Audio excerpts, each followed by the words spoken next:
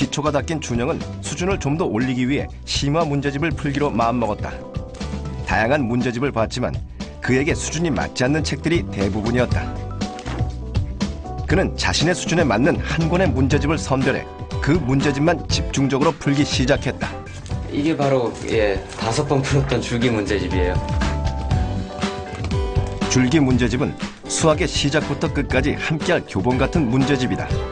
준영인 자신의 수준보다 약간 어려운 문제집을 골랐다. 반 정도는 쉽게 풀 수 있고 반 정도는 모르겠거나 아니면은 그거보다 약간 더 쉬운 거, 그리고 좀 도전해보고 싶다면은 그거보다 약간 어려운 거, 그런 식으로 선택하는 게 좋을 것 같아요. 그리고 문제수는 아주 단기 완성이라고 해서 100몇 문제밖에 없는 것도 있고 아니면은 아주 두껍게 1000문제가 넘는 것도 있고, 그런데 저는 한 4에서 500 그 정도 수의 문제가 있는 것들이 빠지는 것도 없고, 그리고 끝까지 푸는데 부담이 적어가지고 적당하다고 생각해요. 이제까지 준영인 처음부터 끝까지 수학 문제집을 한 문제도 빠뜨리지 않고 풀어본 적이 없었다. 굳은 다짐으로 처음으로 다 풀어본 줄기 문제집. 하지만 맞은 문제는 5개 중에 1개 정도였다.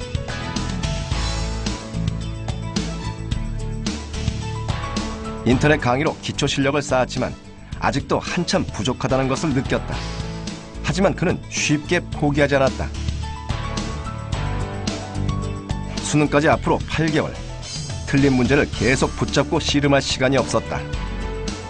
시간을 아끼기 위해 틀린 문제는 해답지를 보고 바로 풀었고 맞을 때까지 반복해서 풀었다.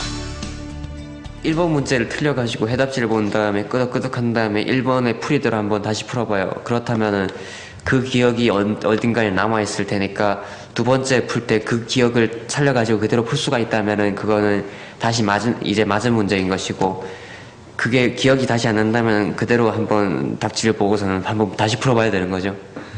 이런 것들을 보시면 여기 한 페이지에 4문제가 있으면은 3문제씩 모르고, 그리고 이런 문제 같은 경우에는 다시 풀어도 모르고 또 다시 풀어도 모르고 해가지고서는 체크가 아주 여러 개가 겹으로 돼 있어요. 이런 것도 체크가 여러 개 돼 있고, 그렇지만은 어쨌든 간에 체크가 하도 많이 돼 있고 모르는 게 많아도 다시 풀 때는 그게 5개를 모르겠던 게 4개 모르고 1개는 알게 되고, 다시 풀면은 또 4개를 다시 모르겠다고 해도 또 다시 풀면은 그 중에서 또 한두 개는 또 알게 되고, 그런 식으로 하다 보니까 꼭 문제집을 자기 옆에 다 푼 문제집을 쌓아두는 것뿐만 아니라 다시 풀면서도 그렇게 한 개 한 개 더 알아나가는 성취감이 있었던 것 같아요. 준영인 이처럼 틀린 문제를 줄여나가기 위해 같은 문제집을 5번이나 반복해서 풀었다. 풀 때마다 틀린 문제 수는 줄어들었고 짜릿한 성취감 속에 수학이 좋아지기 시작했다. 풀었다 그런 느낌이 착착 나는 거예요. 그게 어찌나 큰 쾌감이었는지.